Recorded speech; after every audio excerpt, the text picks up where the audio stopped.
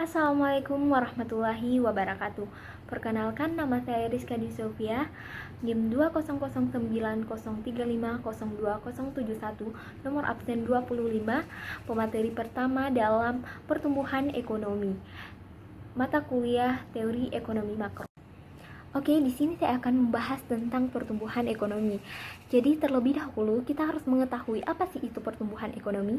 Jadi pertumbuhan ekonomi itu adalah suatu proses perubahan kondisi perekonomian dalam suatu negara yang secara berkesinambungan melangkah atau menuju keadaan yang lebih baik dalam periode-periode tertentu. Ada dua definisi pertumbuhan ekonomi yang saya kutip, yaitu dari Sukirno 2011 dan dari Seprilina tahun 2013.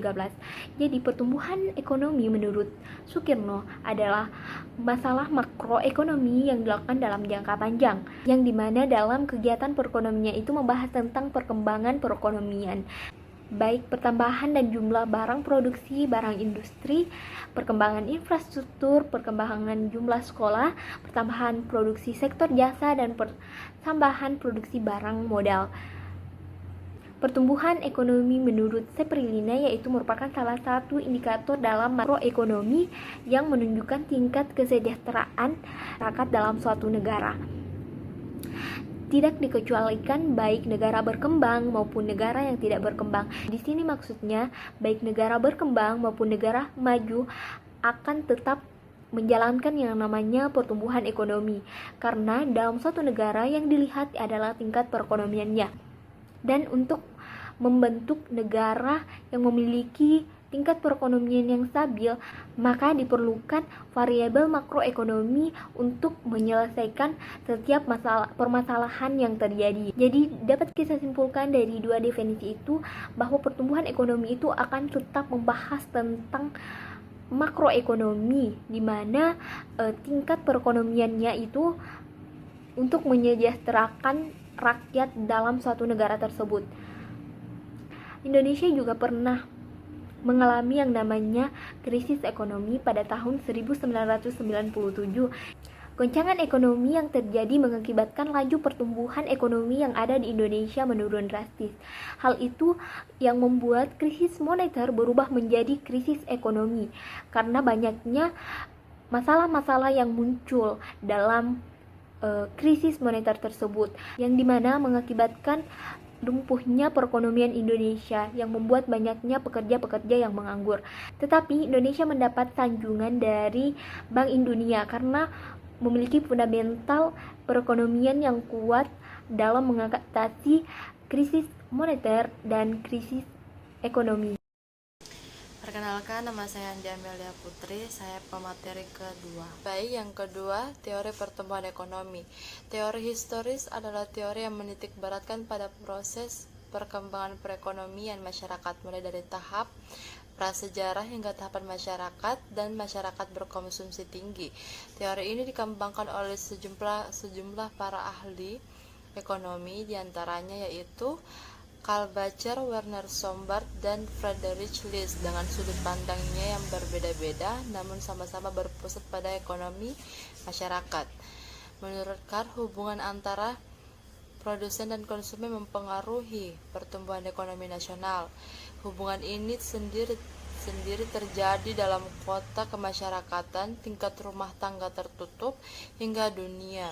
Sementara Werner Sombart mengelompokkan peranan masyarakat dalam pertumbuhan ekonomi dari tahapan perekonomian tertutup, tahapan pertumbuhan industri, dan tahapan kapitalis. Yang kedua, teori klasik.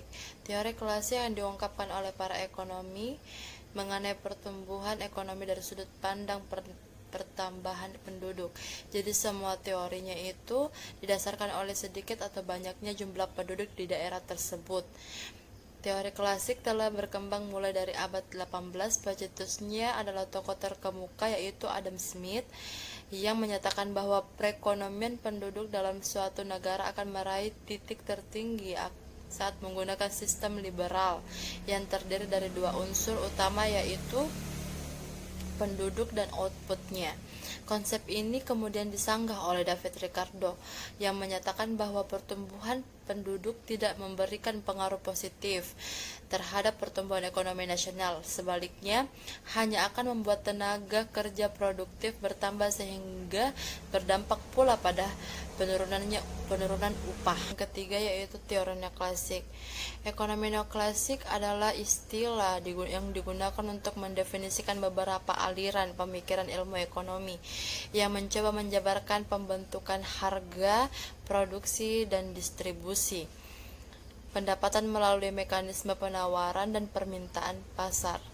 Teori neoklasik atau dikenal juga sebagai model pertumbuhan ekonomi slow swan, sebab mulanya diperkenalkan oleh Adam Smith, kemudian dikemukakan kembali oleh Robert Solow dan Trevor Winchester Swan.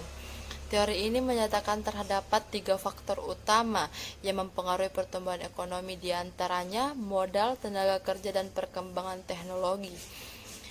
Teori ini juga meyakini bahwa peningkatan jumlah tenaga kerja dapat meningkat pendapatan per kapita.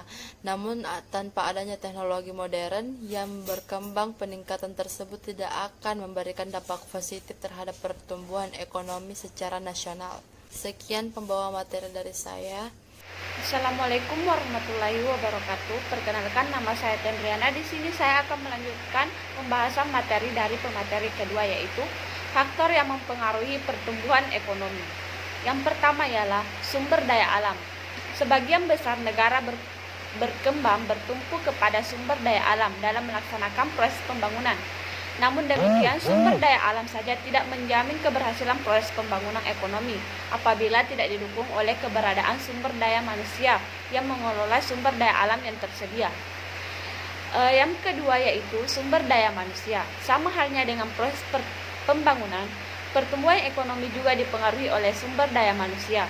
Sumber daya manusia merupakan faktor terpenting dalam proses pembangunan. Cepat lambatnya proses pembangunan tergantung kinerja dan sejauh mana sumber daya manusianya selaku subjek pembangunan memiliki kompetensi yang memadai untuk melaksanakan proses pembangunan. Yang ketiga yaitu akuntansi modal. Yang dimaksud dengan akuntansi modal ialah modal yang dipakai untuk melakukan proses pembangunan atau pertumbuhan ekonomi, baik itu berasal dari sumber daya manusia atau sumber daya alam. Yang keempat ialah teknologi tenaga manajerial dan organisasi produk teknologi. Yang dimaksud di sini adalah tenaga manajerial, yaitu tenaga yang mencari sumber-sumber daya manusia serta produk apa yang digunakan dalam proses pertumbuhan ekonomi ini. Yang kelima ialah teknologi. Teknologi juga dapat berpengaruh besar dalam pertumbuhan ekonomi, karena teknologi yang semakin pesat mendorong proses pembangunan. Pergantian pola kerja yang semula menggunakan tangan manusia digantikan oleh mesin-mesin canggih, berdampak kepada aspek efisien, kualitas, dan kuantitas. Keenam yaitu faktor politik dan administrasi pemerintah. Yang dimaksud di sini adalah diperlukan juga dorongan dari utusan pemerintah dengan cara yaitu menyebarluaskan pertumbuhan ekonomi yang ada di Indonesia, serta administrasi pemerintah juga diperlukan dalam proses pertumbuhan ekonomi ini.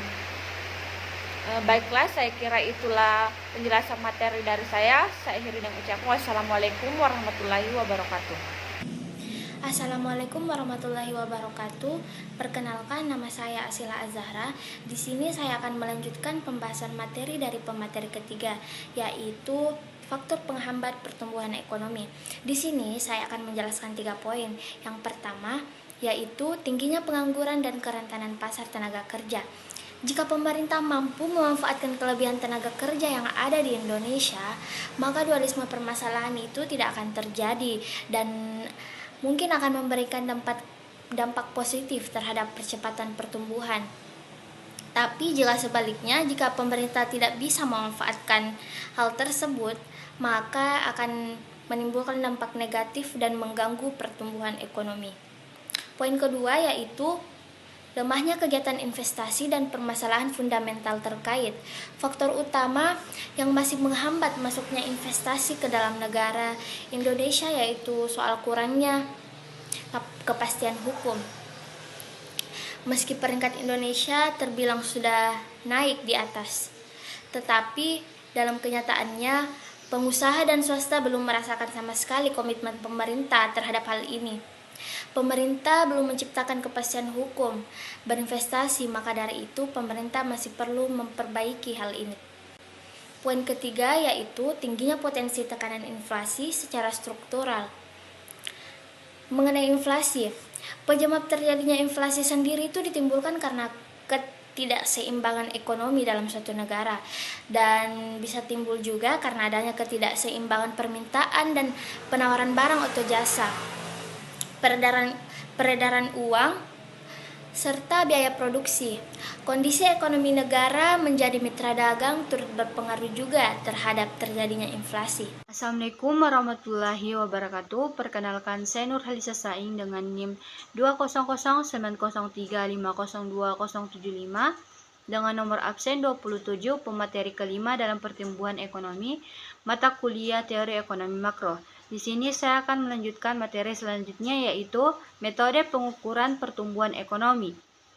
Ada dua metode pengukuran pertumbuhan ekonomi yang bisa digunakan, yaitu yang pertama, produk nasional bruto atau gross national product, di mana pendapatan yang termasuk ke dalam GNP juga harus merupakan produk barang jadi yang dilihat dari harga pasar yang berlaku pada periode yang akan dihitung. Sedangkan untuk menghitung pertumbuhan ekonomi menggunakan pendekatan PNB atau GNP adalah dengan membandingkan GNP di periode ini dengan GNP pada periode sebelumnya. Misalnya, jika kita ingin mengetahui persentase pertumbuhan ekonomi di tahun 2017, maka kita perlu untuk mengetahui berapa jumlah GNP yang didapat Indonesia di tahun 2017 dan GNP pada tahun 2016. Yang kedua, ada produk domestik bruto atau gross domestic product. Jadi, semua produksi ekonomi yang dilakukan dan terjadi dalam suatu negara, baik itu oleh warga negaranya atau warga negara asing, termasuk ke dalam perhitungan GDP. Adapun sebaliknya, pendapatan atau produksi yang dilakukan oleh warga negara yang berada di luar negeri tidak termasuk ke dalam hitungan GDP. Untuk mengetahui pertumbuhan ekonomi berdasarkan GNP pun dasarnya sama dengan menggunakan GNP, di mana dilihat perbandingan antara GDP di periode tersebut terhadap GDP di periode sebelumnya. Misalnya, jika kita ingin mengetahui persentase pertumbuhan ekonomi di tahun 2017, maka kita perlu memiliki data GDP di tahun 2017 dan GDP di tahun 2016. Sekian dari materi saya. Selanjutnya akan dibawakan oleh Reski Aldawardani. Assalamualaikum warahmatullahi wabarakatuh. Perkenalkan, nama saya Reski Aldawardani, NIM 2009035020076, nomor absen 28. Baik, saya akan melanjutkan dari pemateri kelima, yaitu sumber kenaikan pertumbuhan ekonomi. Pertumbuhan ekonomi umumnya didefinisikan sebagai kenaikan GDP real per kapita, atau disebut dengan produk domestik bruto. Gross domestic product atau GDP adalah nilai pasar keluaran total sebuah negara yang merupakan nilai pasar semua barang jadi dan jasa akhir yang diproduksi selama periode waktu tertentu oleh faktor-faktor produksi yang berlokasi di dalam sebuah negara. Pertumbuhan ekonomi sendiri adalah kenaikan kapasitas suatu negara dalam jangka panjang untuk menyediakan barang atau jasa masyarakatnya. Teori pertumbuhan ekonomi untuk sampai ke tahap atau masa dengan pertumbuhan ekonomi sampai saat ini terdapat berbagai teori yang terbagi dalam 3 masa yang dikemukakan oleh para ahli. Yang pertama, teori klasik Adam Smith. Salah satu istilah yang dipopulerkan oleh Adam Smith yaitu pertumbuhan output total, di mana menurutnya faktor pendorong pertumbuhan output negara tersebut dan sumber daya alam SDA bersifat konstan. Teori non-klasik menurut Robert Solow dan Stephen Schwab, menurut mereka pertumbuhan pada sektor ekonomi suatu negara sangat dipengaruhi oleh faktor produksi, yaitu pertumbuhan penduduk, akumulasi modal, dan kemajuan teknologi. Teori ketiga yaitu pertumbuhan ekonomi modern. Pada masa ini sebenarnya memiliki banyak teori yang bermunculan dari para ahli. Namun pada kita hanya akan membahas teori yang dikemukakan oleh Walt Whitman Roston. Menurut Walt Whitman, pertumbuhan suatu negara itu ada tahapannya yang dikemukakan oleh bukunya. Yang pertama, masyarakat tradisional, di mana biasanya pada tahap ini konsumsinya hanya untuk mengkonsumsi pribadi. Yang kedua, prakondisi lepas landas yang merupakan masa transisi dari masyarakat tradisional tahap selanjutnya, di mana pada tahap ini sudah mulai terjadi perdagangan kecil. Yang ketiga, lepas landas. Pada tahap ini sudah muncul metode baru yang lebih modern yang memiliki kepentingan untuk menabung. Yang keempat, menuju kedewasaan, di mana masyarakat sudah familiar dengan teknologi sehingga bisa memanfaatkan teknologi produksi efektif dan efisien, atau biasa disebut dengan peralihan dari negara agrasi ke negara industri. Yang kelima atau yang terakhir, masa konsumsi massal yang tinggi, di mana masyarakat sudah konsumsi tidak hanya kebutuhan primer tapi kebutuhan sekunder yang tersier, yang artinya masyarakat sudah tidak banyak lagi yang melakukan kegiatan produksi karena dianggap sudah sangat sejahtera. Sekian dari materi saya, kurang dan lebihnya mohon dimaafkan. Wassalamualaikum warahmatullahi wabarakatuh. Assalamualaikum warahmatullahi wabarakatuh. Perkenalkan, nama saya Sri Kartini, NIM 200903502077. Saya akan melanjutkan materi dari teman saya, yaitu manfaat pertumbuhan ekonomi.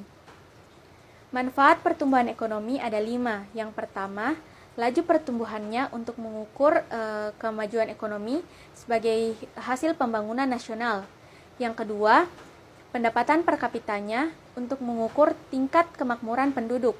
Yang ketiga, sebagai dasar pembuatan proyeksi atau perkiraan penerimaan negara untuk perencanaan pembangunan nasional atau sektoran dan regional. Yang keempat, sebagai dasar penentuan prioritas pemberian bantuan luar negeri dari Bank Dunia atau lembaga internasional lainnya.